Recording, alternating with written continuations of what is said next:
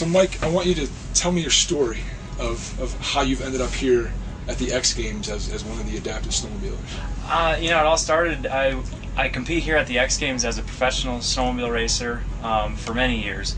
I think I was here 6 times as a professional, and then in 2008 I had an accident while competing, and I got bucked off the sled and landed kind of with my knee locked straight, and the impact hyperextended it and just completely tore it apart.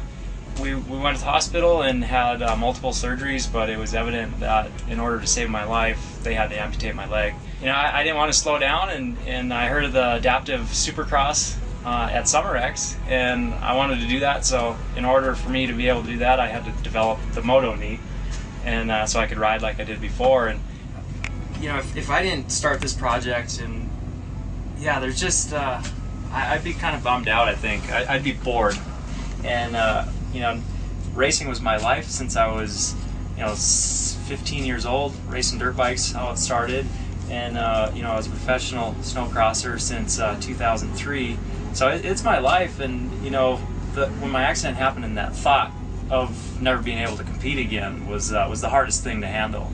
So having this project and this thing allowing me to do what I love to do is pretty phenomenal. And then I found out it worked so well that I started my company called BioAdapt, and now I'm producing these and selling them to other amputees, and that's like the most rewarding job anybody could have. It's the best of both worlds. I'm getting to do what I love to do, and I'm helping out a bunch of other guys, and to see the look on their face when they strap on the moto knee and they go shredding down the mountain on a snowboard and get down to the bottom and just give me this big old high five and say, man, that's the best I've ever snowboarded since I had 2 good legs. And it's that just motivates me to keep going and developing new equipment, and it's just a pretty cool deal all the way around.